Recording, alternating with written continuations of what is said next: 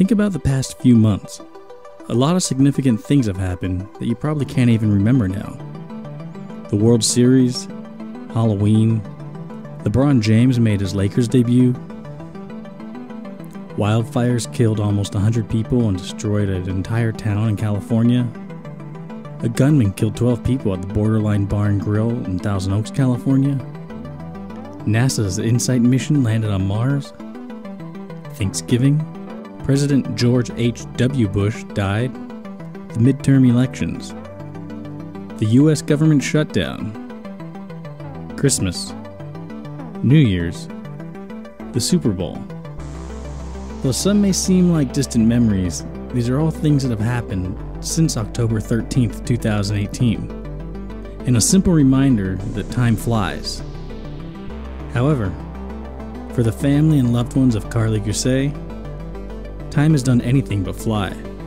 In fact, for her mother, time has virtually stood still since October 13th, with each passing day somehow seeming longer than the day before. Now, before we go any further, let's get everybody up to speed. We're going to go through all this in more detail later, but here's the basic facts as we know them now. On the morning of October 13th, 2018, 16-year-old Karlie Gusé vanished from her home in Chalfont Valley, just outside of Bishop, California. The night before she went missing, Karlie's stepmother Melissa picked her up from a friend's house. According to all reports, Karlie had smoked pot and was acting disoriented and bizarre that evening. So bizarre that her stepmother decided to sleep next to the teen in bed in order to keep an eye on her. However, when Melissa woke up, Karlie was gone. 3 witnesses reported seeing Karlie walking alone that morning, but there's been no sign of her since. What happened to Karlie Gusé probably has a fairly simple answer, but finding that answer, well, that's complicated. So for the first episode of Missing the Truth, we're going to keep things simple. Before we dive headfirst into the bizarre cast of characters and circumstances that have turned Karlie's case into a spectacle, we're going to hear the story of Karlie's disappearance through the words of our own mother, Lindsay. Now remember, this is Lindsay's point of view and her recollection of what has occurred. I promise, some will see things very differently and tell a completely different story. But in order to tell any story involving a child, there's really no better place to start than with Mom.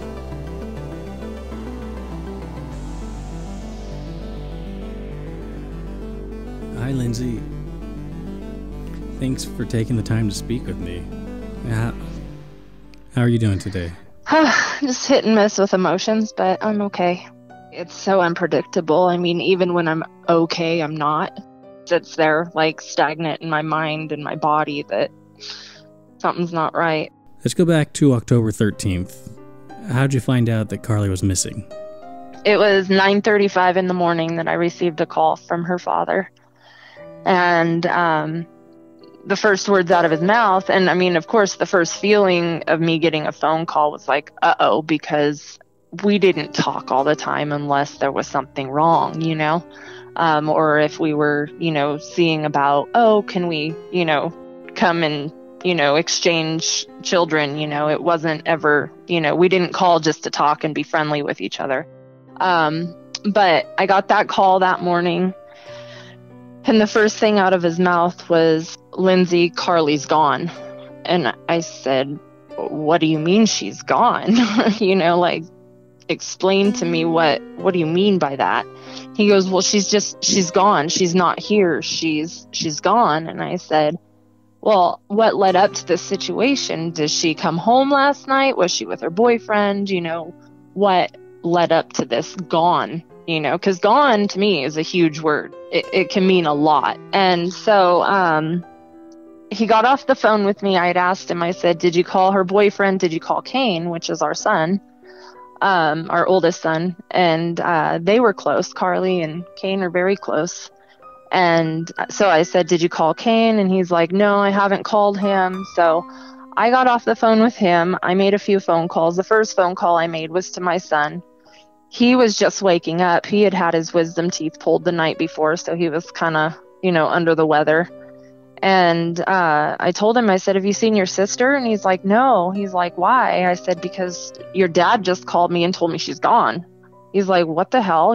So he got in his car with his girlfriend and they went out looking. Like, they drove up to Karlie's residence and started driving around and, see sheriff cars out there and whatnot. It was probably about a 5-minute call, maybe 10 minutes. I'm not exactly 100% certain. The time was just kind of, I don't know, compressed into a matter of seconds. He said that Karlie was at a party and she smoked pot and that she became paranoid. I guess Melissa went to go pick her up, and Karlie was just really paranoid. I don't know what paranoid meant, but scared of something. And so that's all I got from him in the first phone call. So I made a couple phone calls, got a hold of Karlie's boyfriend, and tried to see what was going on there through text messaging, because I didn't have his phone number. So it was through Messenger on Facebook. Messaged him a few times, then he sent me his phone number. So then I started communicating through text and calls. I called Zach back, Karlie's dad, and I said, have you heard anything? And he's like, no. And he was really distraught, really frustrated. And he's like, I've got to go. He's like, I just broke my fucking truck. I got to go. Fuck. And he's screaming. And I'm like, well, where are you? And he hung up. And so a few minutes after that, I say a few, maybe 10 minutes after that, I called him again. And I was like, hey, is your truck okay? What's going on? Where were you? And he's like, I was just out looking. I don't know. He didn't want to talk about his truck. And then that's when it was 6 hours into Karlie missing, and we decided we needed to leave. We needed to go down there because, it was starting to turn late afternoon, and we weren't going to just, wait here for something to be done. And so we drove down there, and it takes us about 2.5, 3 hours to get there, depending on the weather. As soon as we got there, there was a deputy that was walking up, and I went up to him and introduced myself as the biological mother. And he pretty much walked through me, didn't really have much to say to me, and went straight over to Zach and Melissa. And, I think it was just Zach there at that moment. It didn't feel right. I was like, wow, I'm invisible. And he told us, he's like, oh, there's one more thing I need to do before the search ends tonight. And that's, I need to go in the house and clear the residence to make sure Karlie's not in there. And I said, what? I said, you guys haven't even been in the residence yet? They hadn't even gotten my daughter's cell phone yet. It's 6 o'clock in the evening by now. So I was, of course, upset because of the way the investigation was being done. Was there any hesitation or resistance by anyone when the officer said he needed to clear the house? No, there wasn't any hesitation. He went in there. He was only in there maybe a matter of 5 minutes. It was really kind of unsettling. Everything about this is unsettling. Well, considering the fact that there aren't any clues, I'm assuming the officer didn't find anything. So what happened next? I believe he came out to the garage where we were all standing, and that's when he retrieved Karlie's cell phone. Did you get a chance to see her phone? Yes, I did. I didn't touch it or anything, but I know earlier on in that morning, Zach and Melissa got the password from Karlie's boyfriend, and they got into the phone. And I asked them, I said, well, what'd you guys see in there? Anything to give, a red flag as to where she could be? And they said, no, we saw, or everything up until Karlie was picked up by Melissa was deleted off of the phone. So any clues as to what she may or may not have been up to in the days leading up to her disappearance was just gone? I believe that's not the truth. I believe Melissa and Zach deleted it, but that's just my opinion. Wow, that's really interesting. Do you know, was this a habit of hers, erasing her phone? I do know that Karlie's boyfriend did say that she was pretty organized with her phone. She liked to keep her text messages cleared, she didn't keep her conversations open. So, I understand that Karlie was really neat and organized, so maybe that was just her way of, who knows, I don't even know. But yeah, it's strange. So the officer cleared the house. There's no visible clues on the cell phone. That's really not much to go on. Was that the end of the search for that night? Yeah, I believe that was the end of their search that night. It was pretty windy that night, and they said that search dogs were unable to detect a scent. They were using a night radar, and they couldn't catch like any heat sensory or anything like that because the wind was obviously, disrupting that. So they called off the search. It was pretty early. I want to say like maybe 8:30. We were only there maybe 3 hours, I think, if that. There really wasn't much to do, just stand around and kind of wait. How was everyone handling the situation? That must have been a tense atmosphere. Did you notice any behavior that was weird or out of the ordinary?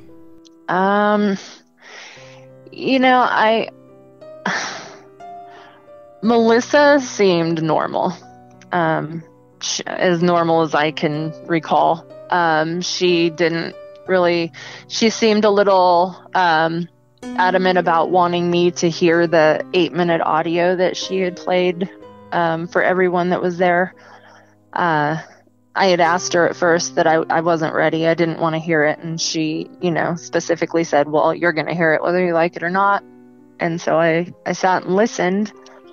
And then I asked her, I said, well, why didn't you call 911? And she walked away. She's like, she smoked pot, Lindsay. Yeah, there's been a lot of rumor and speculation surrounding that recording. So did Karlie indeed ask Melissa to call 911?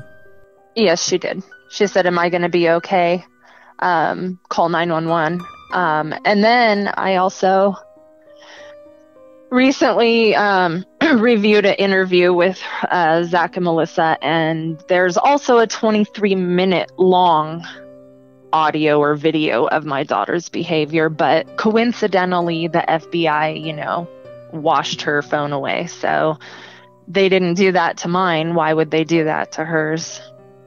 By all accounts, Karlie smoked pot with her friends that night, but nobody else reported being disoriented. Do you know if Karlie had ever smoked pot before this night? Yeah, she had smoked pot prior. She actually, recently, prior to all this, had just gotten in trouble with her school. They noticed she had been under the influence of marijuana, so they brought her, sent her to like a continuation school on campus. Not really a continuation school, but kind of a, for the moment kind of school to kind of seclude them from whatever else is going on. And she was telling me, she's like, I quit smoking pot, Mom, and I feel so much better. She told me this all prior to any of this happening. And I said, that's great. Good job. Like, that's awesome. I hope you do feel better. My daughter and I are really close, so it's really hard. After hearing the audio, do you believe your daughter was under the influence of marijuana that night? No, it definitely wasn't marijuana that she was under the influence of. Well, I can't say it wasn't, but it definitely, she was fearful of something, and it was a confusion state. It wasn't, they say disoriented, and, she was acting disoriented and paranoid. Well, from my hearing the audio, she was definitely confused, definitely concerned if she was going to be okay, but not, I don't know. She said she was scared in the audio. She said, Mom, in the audio, and Melissa goes, I'm Melissa, silly. And she goes, oh, I'm sorry, I'm just really scared. And that's, of course, what breaks my heart, because she was calling for me. And I wasn't there. I wasn't there to help her. I don't know what she's scared of. And it's just hard for me to hear that. And that's been one of the hardest parts, is because that's the moment I hear her call for me. Melissa said she slept in Karlie's bed because she was concerned about her. Do you know if they had a close relationship or that would be a normal thing? No, it's not normal at all. Like, after listening and reviewing their interview, it's definitely, the stories are so all over the place. They said that they got up 3 or 4 times from her bed and was back and forth in the living room watching movies and okay, let's go to bed, and okay, let's go watch a movie. And and perhaps that is her behavior that night, but the thing that really stood out to me was the fact that she claimed the FBI, wiped her phone clean, but yet she still had the 8-minute, 43-second audio of my daughter. So why would they take the 23-minute audio or video and not the 8-minute, 43-second one? It didn't make sense. So I call BS on that. Day 2 was awful for me because I had woke up in the middle of the night all night long crying and just, sick to my stomach and, what's going on. And we had drove to Zach and Melissa's house, and, my nerves were just shot. I mean, the uncertainty of where your baby is and, who's responsible for this, and all the emotions just roll up into one. So that morning I went there, and Melissa was on her phone all morning and, had friends showing up to the house to, give her support. There were people coming over saying, "So sorry about your daughter." And I would go up to these people and say, "That's my daughter," and they'd look at me like I was a toxic plague. Okay. That morning I asked Melissa, I said, "I know this sounds kind of bizarre." I said, "But can I take a bath in your bathtub?" Because, my nerves were shot. And at first she was really and then she's like, "Yeah, it's been 45 minutes. I didn't think there'd be hot water, but yeah, you can take one." So I took a 2.5-hour tub soak in her bathtub, and I gulped a half a bottle of Pepto-Bismol down just because my stomach was shot. And I fell asleep in the bathtub. During that time, Melissa's out talking to my boyfriend and telling him that I need to get my shit together for Karlie. And he goes, "You realize Karlie is her daughter, right? She's handling this the best to her capability. I don't know how to handle this. This has never happened. I wasn't given a choice in this matter." I got out of the bath, kind of got myself together, and that's when her and her friends were making flyers and everything. And so that day we kind of just, went back to my mom's house and stayed down there because she was busy with all her friends coming and going and whatnot. And we did a little bit of searching that morning. The events surrounding Karlie's disappearance take place in 2 neighboring counties, Inyo and Mono. Earlier you said when you arrived at Zach's house, which is located in Mono, that the sheriff treated you as though you were invisible and that you were upset with the way the investigation was being handled. Has Inyo County been involved in the investigation at all?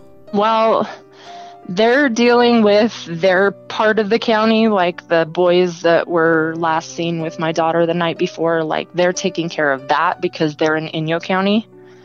So, I mean, yeah, Inyo County's, they've assisted in the case, but they're not on the case. Mono County's failed to reach out to agencies that are offering to help. The district attorney, they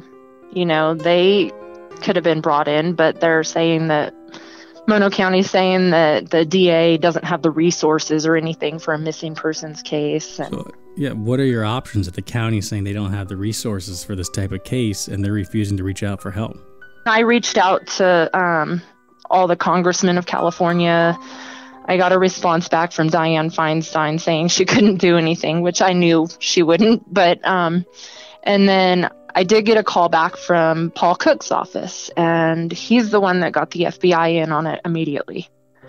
And from my understanding, the polygraphs were done within just a few days of that happening. Has the FBI asked you to take a polygraph as well? I've never even been contacted by the FBI on it, other than the day that they came out to my mom's house and did the interview with Scobie, which is the investigator. When did you last speak with Karlie? Well, I talked to her through a text message 2 days before she went missing. So it was the 11th. It's actually really hard to look at all my messages with her. Do you remember what it was about? Oh, well, it was just, we were always so sarcastic with each other, and I sent her a text message of a picture that my cat just caught a mouse, because, we just moved up here and we never had mice in Bakersfield. And, we live out in the country here and there's mice here. And so I sent her a picture of our cat catching a mouse. And she laughed at it and she said, "That's so funny. My dog Breeze has been catching mice too." And her dog Breeze is a big, pit bull. And I said, "Oh my gosh, that must look so funny." And she's like, LOL, with the laughter face, and tears. And that was all I heard. That's all I've heard from her. But we always ended our conversation with "I love you." Lindsay made some fairly bold claims during her interview, and there's no doubt that others will dispute many of the things she said. But this is the story as she sees it. We'd like to remind listeners that there are 2, 3, or even 4 sides to every story, and we encourage everyone to hear all sides before rushing to judgment. We've given Lindsay a chance to speak, and now we want to make sure everyone else involved in Karlie's story is given the same chance. We're also hoping that some of you will change your mind and reconsider telling your side of the story. If you're listening, you know who you are. If you want to talk, email us at info@missingthetruthonline.com. Thanks for listening to episode 1 of Missing the Truth. We haven't even begun to scratch the surface of this story. In episode 2, we'll start the journey down the rabbit hole of chaos that Karlie's disappearance has attracted over the past 3 months. Thanks for listening. We'll see you next time. If you have seen Karlie or have any information regarding her whereabouts, please call the Mono County Sheriff's Office at 760-932-7549.